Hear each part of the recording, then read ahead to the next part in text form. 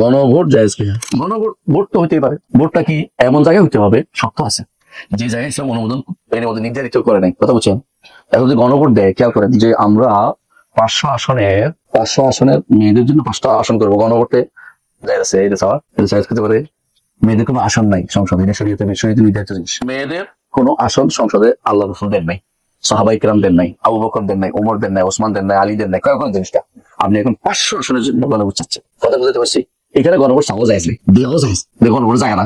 আরেকটা যদি চায়, সেটা কি, যে আমরা এখন যে ক্ষমতায় যাই, মানে আমরা এখন সব মানুষকে সমান মনে করব, হিন্দু বৌদ্ধ সবাই আমার রাষ্ট্রপ্রধান হতে পারবে, সবাই আমার সাংসদ হতে পারবে, তাহলে গণভোট চাওয়া যায় না। কারণ সংসদে ইমানদারের ভোট দিবে, কাফের ভোট দিবে, কথা বলছেন কিনা? এই যে সিস্টেমটা চালু আছে, এটা ইসলামিক না। আপনি এখানে কি যোগ্য ভোট দিতে পারবেন? তাহলে ভোট তো দেয়, ভোট মানে মত দেওয়া যায় আছে, কিন্তু কিসের মত দিচ্ছে না দেখতে হবে, বুঝছেন কিনা কথাটা? আপনার প্রতিনিধি বানাতে পারেন, ধরো একজন মেম্বার বানাতে পারেন আপনাদের এলাকা, কিন্তু মেম্বার যদি নারীরই বানান, যায় যাবে না। পার্থক্য হচ্ছে আপনি আমাদের জিনিসটা জায়েজ আর না জায়েজের ভিতরে আমাদের ঢুকাচ্ছেন, জায়েজের মাসে ঢুকাচ্ছেন কেন বলেন তো? দেখতে হবে আপনার জায়েজের যে জায়গাটা, এটা আসে না এখন। এখন আপনি কি করবেন? এটা বলতেছি, এখন কি করবেন? এখন যেটা এটা হচ্ছে, আপনি নিজে বাঁচার জন্য, ইমান বাঁচায় রাখার জন্য যদি কোনো কিছু করেন, শরীয়ত মনে করে করবেন না। এখন শরীয়তের বিধি এটা সম্পূর্ণ উল্টা, কিন্তু আমি এখন বাঁচতে পারতেছি না, এটা কম দিচ্ছে, আমি কোপ থেকে বাঁচার জন্য লাঠির বাইরে খেতে রাজি আছে, ওইদিকে তোর দিলাম, কথার কথা এটা।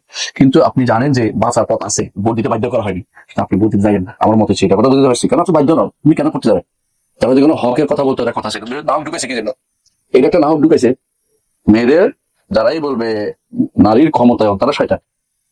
নারীর ক্ষমতার জায়গা হচ্ছে ঘর, নারীর ক্ষমতা সরকার নয়, এই বড় বড় জায়গাগুলিতে, সরকার ইয়াগুলিতে না, বুঝলেন না কথাটা? সংসদে না, নারীর ক্ষমতা সংসদে না।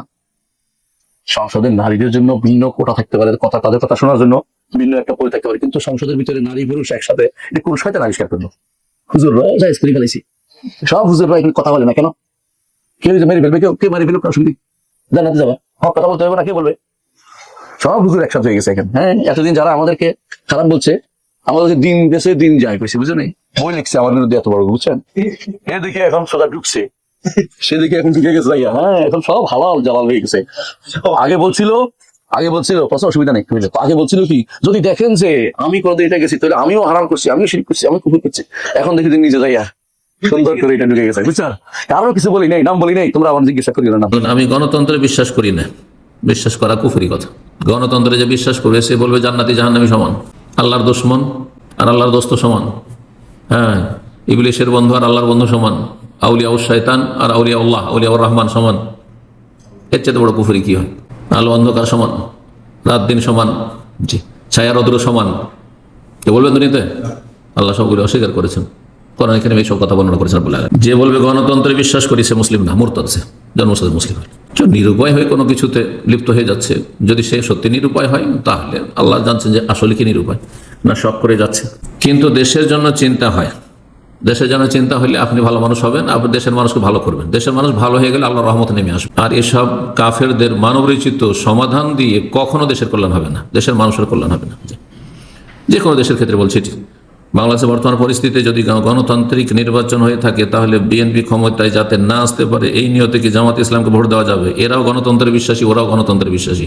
এরা শুধু ওর সাথে ইসলামিক নামটা লাগিয়ে নিয়েছে। মদ দুইজনই খায়, একজন বলে আমি ইসলামী মদ খাই, আর আরেকজন বলছে আমি জেনারেল মদ খাই। আমি কথা বলছেন না? আল্লাহ হেফাজত করুন। বলে এ বেশি ধোকাবাজ, বলছে আমি তো ইসলামিক মদ খাই। আমি তো অসুবিধা নেই আমারটাতে, তোমারটা তো অসুবিধা, কেন অন ইসলামিক মদ খাচ্ছ, তাই না? এটা বেশি অপরাধ। জি, ইসলামের নাম ভেঙে কুফরি করা এটি বেশি বড় অপরাধ। এই জন্য এই ক্ষেত্রে রাসূলুল্লাহ হাদিস স্মরণ করিয়ে দেব, ফাতাজিল তিলকাল ফিরাকা কুল্লাহা। নবী সাল্লাল্লাহু আলাইহি ওয়াসাল্লাম বলছেন যে এই যে বাতিল দলগুলি ইসলাম ছাড়া রয়েছে সবগুলিকে বর্জন করো। ফাতাজিল তিলকাল ফিরাকা কুল্লাহা, হুযায়ফা রাদিয়াল্লাহু তাআলা আনহুর হাদিসে রয়েছে, বুখারী মুসলিমের হাদিস।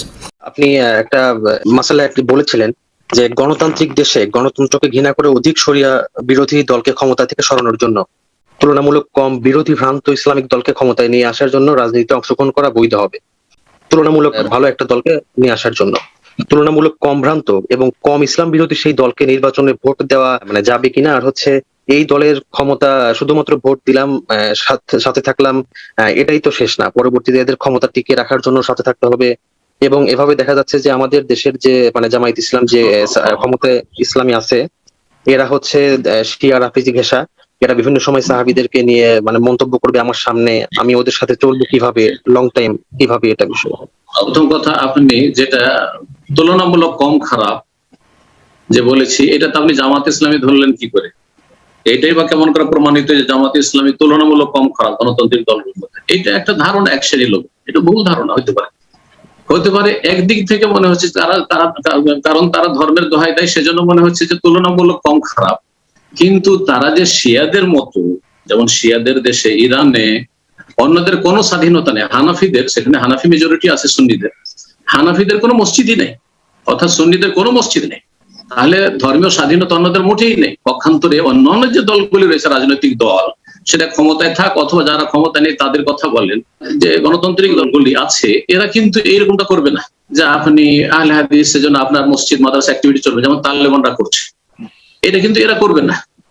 তারা বলবে ধর্মীয় স্বাধীনতা সবারই আছে, যেমন হানাফির আছে, দেওবন্দির আছে, বেরেলভির আছে, তেমন আহলে হাদিসের আছে, অসুবিধা কি? সবাই নিজে নিজে ধর্ম করে। কিন্তু এই কথা যারা ধর্মের দোহাই দিয়ে ক্ষমতায় আসবে তারা কিন্তু বলবে না। এটা একটা বড় সমস্যা। তা আপনি যে বলছেন যে তারা ভালো, মোটেই না, এটা গভীরভাবে চিন্তা করতে হবে। এই জন্য এই ক্ষেত্রে ওলামাদের দুটো দল আছে। এক দল বলছে গণতান্ত্রিক পদ্ধতিতে ভোট দেওয়াও যাবে না, ইলেকশনে লড়াও যাবে না, এবং আদর্শে বিশ্বাসও করা যাবে, কোনটাই করা যাবে না, এটা একটি মত। আরেক দল বলছেন না, এতে লাভের চাইতে ক্ষতি বেশি হবে। সুতরাং কি করতে হবে?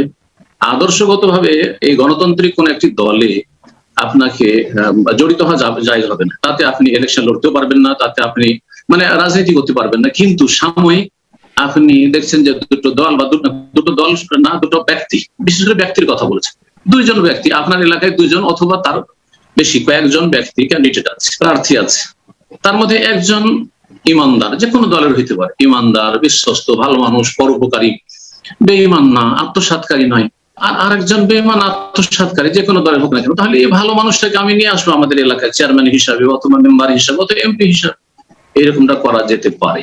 আল্লাহ তাআলা আলাম। এটা ইজতিহাদি মাসালা, এটাও যে চূড়ান্ত যে এটাই করতে এমন কথা নয়, কিন্তু যেমনটা বললাম, কয়েকটি দলের মধ্যে গণতান্ত্রিক দলের যেটা কম খারাপ বা যাতে কম খারাপই রয়েছে, কম খারাপই মানে ধরে নেবেন যেটা ইসলামের দোহাই দিয়ে এসছে।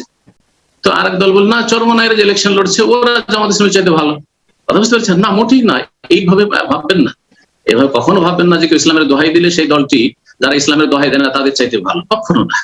আল্লাহ যেন বুঝার তৌফিক দান করেন। এবং এই সমস্ত মানব রচিত বিধান থেকে, এই সমস্ত ফিতনা, এগুলো ফিতনা আসলে, এইসব ফিতনা থেকে আল্লাহ মুসলিমদেরকে বেঁচে থেকে দিন শিখার, দিনের প্রতি আমল করা, তাওহীদ সুন্নাহ শিখুন, শিরক বিদআত শিখুন, আর তার থেকে বেঁচে থাকুন, ভালো আমল করুন এবং দিনের দিকে দাওয়াত দেন, আর হালাল রুজি রোজগার করেন। আমার এই দুনিয়ার রাজনীতির সাথে কোনো সম্পর্ক না, না আমি ভোট নিতে চাই কারো, আর না কাউকে ভোট দিতে চাই, এইভাবে চলেন।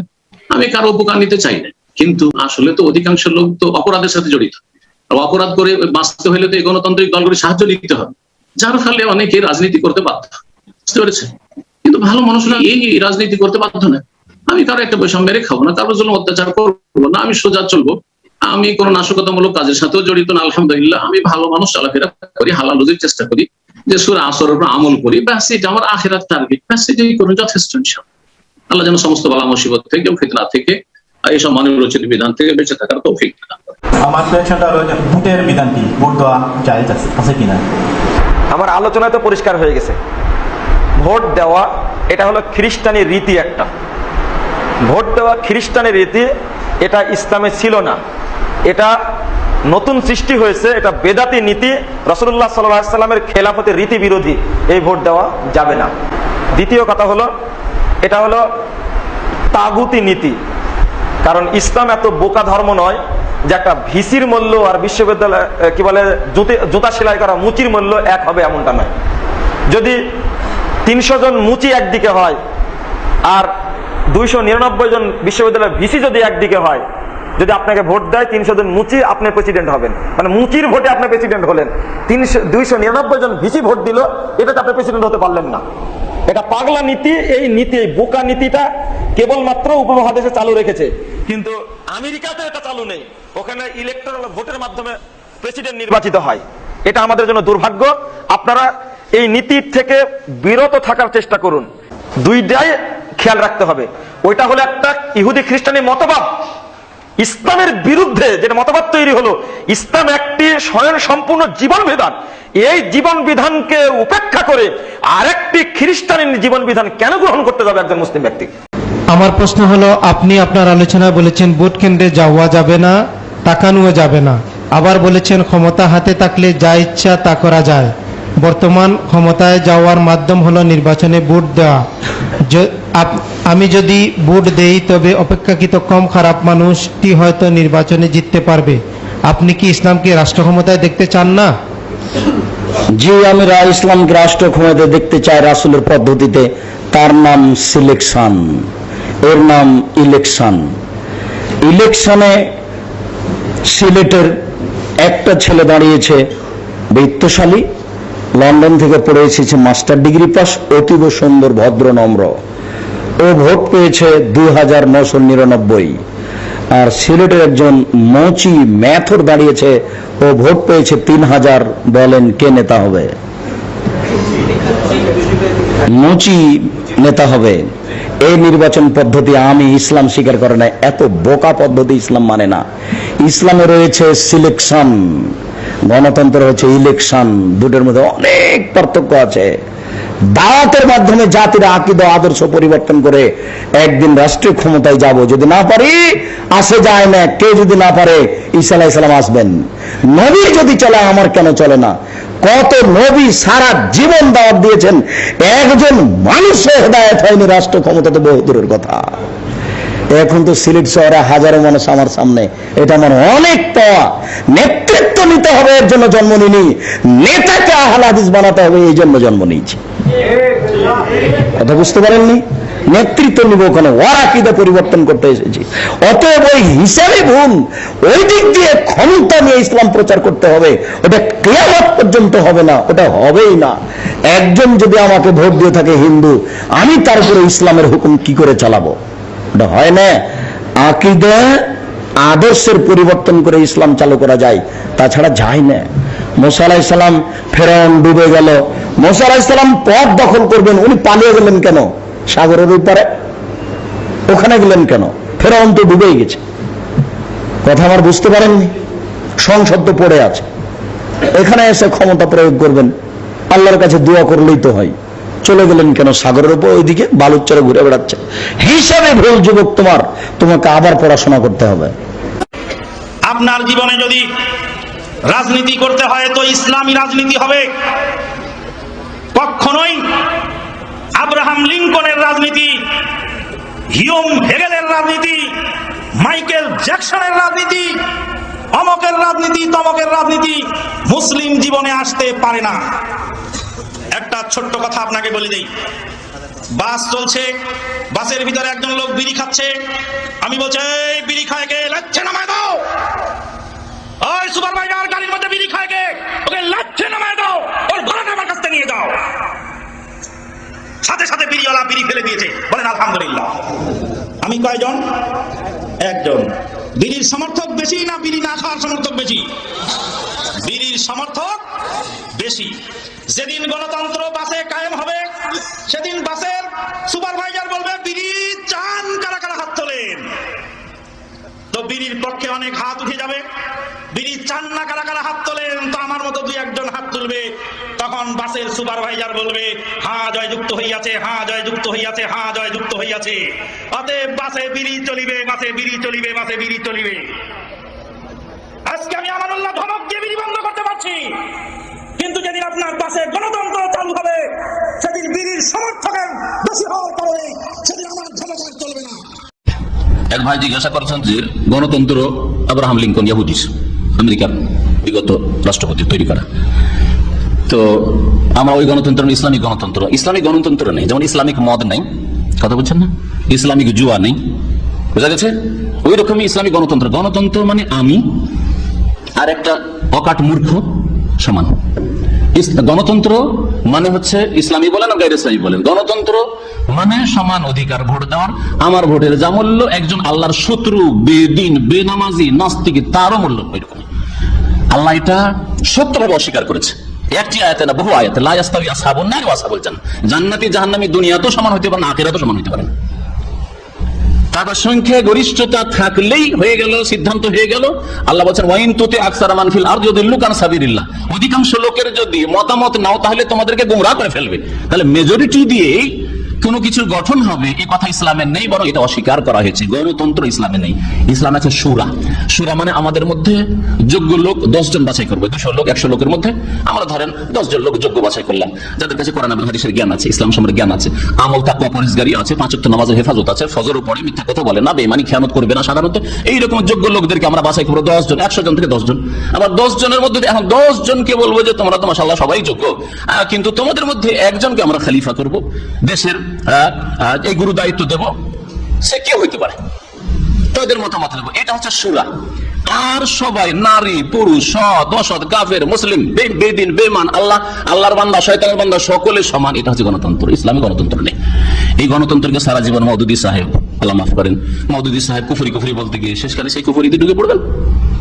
এইভাবে কি আর মাসলা পরিবর্তন হয় নাকি? হ্যাঁ, এইভাবে পরিবর্তন একেবারে কুফরি থেকে ইসলামে চলে আসবে। একটা জিনিস কুফরি ছিল কালকে আর আজকে সেটা ইসলাম হয়ে যাবে, একেবারে ঢাকা মিথ্যা কথা। কিন্তু এইসব গোমরাহিতে মানুষকে লিপ্ত করবেন না। ইসলামী গণতন্ত্র বলে কিছু নেই। ইসলামী সুরা আছে, যোগ্য লোকেরা, যোগ্যতা দেখতে হবে, যোগ্য লোকেরা তারা আছে। আর যোগ্যতার ভিত্তিতে যদি না আসে তো গায়ের বলে যে আসছে, জালেম শাসকও যদি আসে, ওয়াইন উম্মিরা আলাইকুম আব্দুল হাবশিউন, যদি হাবশি, নিগ্রো, গোলাম, দাস, অযোগ্য তোমাদের আমির হয়ে যায়, তারপরে ইসমাউ আতিউ, আনুগত্য করো, শোনো নবী করিম সাল্লাল্লাহু আলাইহি ওয়াসাল্লাম বলেছেন। জায়েজের ক্ষেত্রে এটা হচ্ছে নবী সাল্লাল্লাহু আলাইহি ওয়াসাল্লামের দিক নির্দেশনা। রাজনীতি করা অথবা আওয়ামী লীগ, বিএনপি যে কোনো পার্টির সমর্থন করা যাবে কিনা? প্রথম কথা, ইসলামে রাজনীতি করা। ইসলামের রাজনীতি আছে, কিন্তু ইসলামে যেই রাজনীতি আছে সেই রাজনীতি করতে হবে। যদি কেউ গণতান্ত্রিক রাজনীতি করে তাহলে সে বিদাতি রাজনীতি করলো, মা হাদাসু বাদাকা, হজে কৌসার থেকে মাহরুম থাকে। কারণ গণতন্ত্র আব্রাহাম লিঙ্কন ইহুদির তৈরি করা, আমেরিকা থেকে জন্ম নিয়েছে, আর মুসলিম দেশগুলিতে তা ব্লক করে পাঠিয়ে দিয়েছে। যাও মুসলমানরা, তোমাদের দিন ধর্ম পালন করি না, কোরআনের আইনের বাস্তবায়ন করি না, তোমরা এই গণতন্ত্র আমাদের তৈরি করে নাও। জি। আর মুসলিমরা অন্ধতাতে বিশ্বাসী হয়ে গেছে, কোরআনকে পেছনে ছেড়ে দিয়েছে। হ্যাঁ, ইরতাদ্দু আলা আদবারিহিল কাহকারা, ওই হাদিসের ঠিক নয়, যারা পশ্চাৎপদ হয়েছে, কোরআন সুন্নাহ ছেড়ে দিয়ে, কোরআনী আইন ছেড়ে দিয়ে, বিধান ছেড়ে দিয়ে তারা মানব রচিত বিধানের দিকে চলে গেছে। সুতরাং হজে কৌসার থেকে মাহরুম যারা বিদাতি রাজনীতি করবে, গণতান্ত্রিক রাজনীতি করবে, সমাজবাদের রাজনীতি করবে, বস্তুবাদের রাজনীতি করবে, মার্কসিজমের রাজনীতি করবে, জি, জাতীয়তাবাদের রাজনীতি করবে, এক কথায়। তবে কোরআন সুন্নাহর রাজনীতি, জি, ইসলামের দাওয়াত দেবেন, ইসলামী আইনের বাস্তবায়ন করবেন, ইসলামের দাওয়াত দিবেন, যেখানে দাওয়াত দিতে বাধা সৃষ্টি হবে সেখানে জিহাদ ফি সাবিলিল্লাহ করবেন। এটি আমরা যেমন ব্যক্তি পর্যায়ে আমাদের জন্য, তেমনি রাষ্ট্রীয় পর্যায়ে প্রত্যেক মুসলিম শাসক এবং সাধারণ সবার ক্ষেত্রে বলছি। তো এই হচ্ছে ইসলামের রাজনীতি। নবী করিম সাল্লাল্লাহু আলাইহি ওয়াসাল্লাম যদি রাজনীতি না করবেন তাহলে জিহাদি কেন, লড়াই কেন করতে হবে? শুধু মসজিদে বসে বসে যদি তিনি জিকির আজকার করতে চাইতেন আর দোয়া কালাম আর নামাজ পড়তে চাইতেন তাহলে কেউ বাধা দিত না। কিন্তু এই গণতন্ত্রের রাজনীতি নয় যে আওয়ামী লীগ বিএনপি চলে যাচ্ছে সংসদে, আমরা যাব ধর্মের নামে, ওরা যাচ্ছে দুনিয়ার নামে, আমরা যাব ধর্মের নামে, না, কখনো না। এই রাজনীতি বিদাতি রাজনীতি। তাহলে যারা ধর্মের নামেও রাজনীতি করছে, গণতান্ত্রিক রাজনীতি, তাদের রাজনীতি হচ্ছে বিদাতি রাজনীতি। আর যারা ধর্মের নামে নয়, যেমন আওয়ামী লীগ বিএনপি, এগুলি বিদাতি রাজনীতির সাথে সাথে অনইসলামিক রাজনীতি। কিন্তু কথা হচ্ছে যে আসলে এগুলি হচ্ছে কুফরি বিধান, এগুলি হচ্ছে কুফরি বিধান, এতে কোনো সন্দেহ নেই। কিন্তু যেই ব্যক্তি কুফরি বিধান আছে সেই কাফের হয়ে যাবে এটা সবসময় বলা যাবে না। অনেকে অজ্ঞ রয়েছে, অনেকে মূর্খ রয়েছে, অনেকে জাহেল রয়েছে, দিনের কোনো ইসলামের জ্ঞান নেই তাদের, সুতরাং তাদের ক্ষেত্রে বলা যেতে পারে যে তারা অনইসলামিক রাজনীতিতে রয়েছে। জি। সুতরাং দ্বিতীয় প্রশ্নের উত্তর, আওয়ামী লীগ বিএনপি যে কোনো পার্টি সমর্থন করা যাবে কিনা? না, যাবে না। আল্লাহ বলছেন হকের সাহায্য করো, ন্যায় কাজের ক্ষেত্রে একে অপরের সাথে তাআওয়ানু আলাল বিররি ওয়াত তাকওয়া, নেকির কাজে, তাকওয়ার কাজে সাহায্য করো। ওয়ালা তাআওয়ানু আলাল ইসমি ওয়াল উদওয়ান, গুনাহের কাজে এবং সীমা লঙ্ঘনের কাজে, শরীয়ত বিরোধী কাজে কারো সাহায্য করবে না।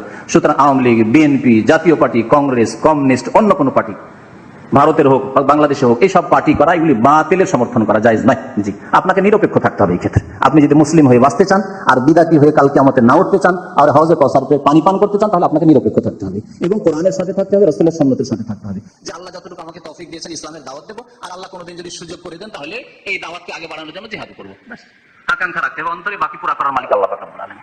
আর এই ধর্মের বিকৃতি করলে হবে না, যে বিকৃতি এই বক্তা, রাজনৈতিক বক্তারা করে থাকে, যারা ধর্মের নামে রাজনীতি করে, যে ভাই শুনে রাখুন আজকাল আর ওই জিহাদ নেই যে জিহাদ নবী সাল্লাল্লাহু আলাইহি ওয়াসাল্লাম করেছেন, অস্ত্রের জিহাদ। আজকাল জিহাদ হচ্ছে যে আপনারা আমাদেরকে ভোট দেবেন, এটা আপনাদের বড় জিহাদ। তাদের কাছে মজুদ রয়েছে এই কথা। ধর্মের বিকৃতি, ধর্মের বিকৃতি, এই বিকৃতি সম্পর্কে সতর্ক করেছেন নবী করিম সাল্লাল্লাহু আলাইহি ওয়াসাল্লাম, এবং এটি হচ্ছে বিদআতের পথ। করতেও পারবো না, আর মানুষকে ভুল বুঝাবো, জাতিকে গোমরা করবো। ইসলামী স্বর্ণযুগের বেশিরভাগ সময়ে শাসক সুরের মাধ্যমে নয়, বরং পারিবারিক উত্তরসূরি যা ক্ষমতার প্রভাবের মাধ্যমে নির্ধারিত হয়েছে। এক আমির থেকে অন্য আমিরের ক্ষমতা নেওয়ার সময় সেই সময়গুলোতে অনেক রক্তক্ষয়ী সংঘর্ষ বারবার হয়েছে। অপরদিকে গণতন্ত্রে মানুষ নিজের ভোট দিয়ে ক্ষমতার পালাবদল ঘটায়। তাই ক্ষমতা হস্তান্তরে গণতন্ত্র খেলাফতের তুলনা অধিক উপযোগী না? আপনার মতামত, তাই না? মানুষ অভাবে মরে যাচ্ছে, তাই না? সুদের জিনিসটা তো মানুষ উপকারী করে, তো সুদটাকে জায়েজ করে ফেলে আপনার কেয়াস চলবে না। গণতন্ত্রে উপকার পাইছেন আপনি, সুরাতে উপকার পাননি? সুরা ধরেন না কেন? ইসলামে সমস্যা হচ্ছে একটাই, গণতন্ত্র সবার জন্য, সবাই ভোট দিতে পারে। ইসলামের নীতি একটা নির্ধারিত আছে রে ভাই। ইসলামে কিছু মানুষের আসলেই ভোট নাই। ইসলামে কিছু মানুষ আসলে ভোট পাবে না, কিছু দিতে পারে না, কিছু পাইতে পারে না। এটার নাম হচ্ছে শুরা, আহলুল হাল্লে ওয়াল আকদ একটা জিনিস আছে ইসলামে। অর্থাৎ যারা গিরা লাগাইতে পারে, গিরা খুলতে পারে, ওই গোষ্ঠীটাই শুধু ভোট দিতে পারে, মতামত দিতে পারে। ভোট তো মত দেয়া। ইসলামে সবার জন্য মত নয়, আর সবাই মত দিতে পারে না।